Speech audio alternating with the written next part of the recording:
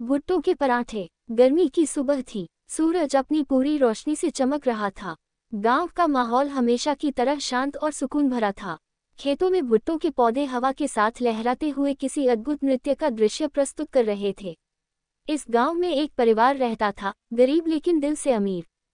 रमेश और उसकी पत्नी सीमा अपनी छोटी सी झोंपड़ी में रहते थे। उनका 7 साल का बेटा छोटू पूरे गांव का चहेता था।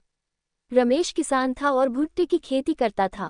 हालांकि उसकी जमीन बहुत बड़ी नहीं थी, पर मेहनत के बल पर वह किसी तरह अपने परिवार का गुजारा कर लेता था। रमेश की पत्नी सीमा खाना बनाने में माहिर थी। उसकी बनाई हुई चीज़ों का स्वाद ऐसा होता था कि जो एक बार खाता वह तारीफ किए बिना नहीं रह सकता था। लेकिन उनकी गरीबी के कारण उनके पास इतने संसाधन नहीं थे कि वे अपने हुनर का इस्तेमाल कर सके। गांव के मेले की तैयारी। एक दिन गांव में मेला लगा। पूरे गांव में उत्साह था। मेले में हर कोई अपने हुनर और सामान को बेचने के लिए जगह बुक कर रहा था। रमेश के मन में एक विचार आया। उसने सीमा से कहा, सीमा, क्यों न तुम अपने हाथ के पराठे बनाकर मेले में बेचो। तुम्हारे बनाए भुट्टो के परांठों का स्वाद तो सबको पसंद आएगा। सीमा पहले थोड़ी झिझकी, लेकिन रमेश, हमारे पास इतना पैसा कहाँ की सामग्री खरीद सके, और अगर पराठे नहीं बिके तो।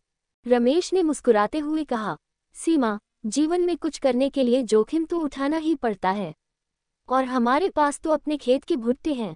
मैं उन्हें तोड़कर लाता हूँ, तुम आटा और मसाले संभाल लो, बाकी भगवान पर छोड़ देते हैं। सीमा मान गई। भुट्टो के पराठे की शुरुआत। अगली सुबह रमेश ने ताजे भुट्टे तोड़े और सीमा ने उन्हें पीसकर आटे में मिलाया। उसमें हल्के मसाले और हरी धनिया डालकर एक अनोखा स्वाद तैयार किया। परांठों की खुशबू से पूरा घर महकने लगा।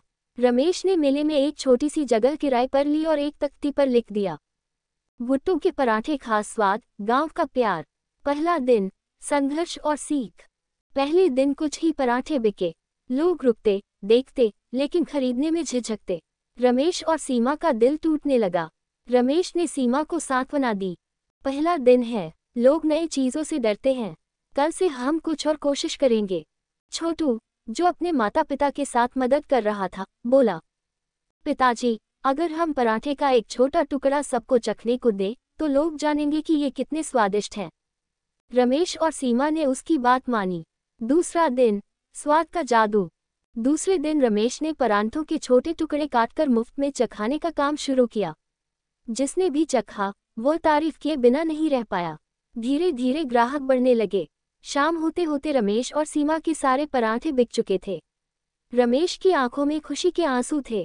खास मेहमान की एंट्री। तीसरे दिन मेले में एक अमीर व्यापारी सुरेश लाल आया। उसने पराठे खाए और उसकी आंखें चमक उठी। ये पराठा तो कमाल का है। मैं चाहता हूँ कि तुम मेरे होटल के लिए इसे बनाओ। मैं तुम्हें बड़ा ऑर्डर दूंगा, सुरेश ने कहा। रमेश और सीमा के लिए ये किसी सपने से कम नहीं था।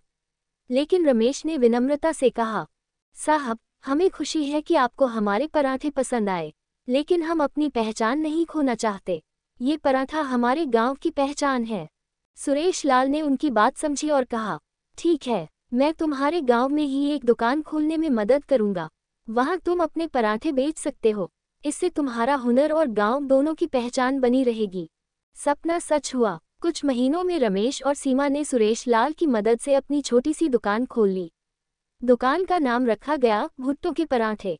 ये दुकान न केवल उनके परिवार की किस्मत बदलने का जरिया बनी, बल्कि गांव के कई और लोगों को रोजगार भी मिला। आज भुट्टो के पराठे सिर्फ गांव में ही नहीं, बल्कि आसपास के शहरों में भी मशहूर हो गए। रमेश और सीमा की कहानी उस बात का प्रमाण बन गई कि अगर मेहनत और हुनर का साथ हो तो कोई भी सपना साकार हो सकता है। सीख। ये कहानी हमें सिखाती है कि हर मुश्किल के पीछे एक मौका छिपा होता है। जरूरत होती है तो बस उसे पहचानने और हिम्मत से आगे बढ़ने की।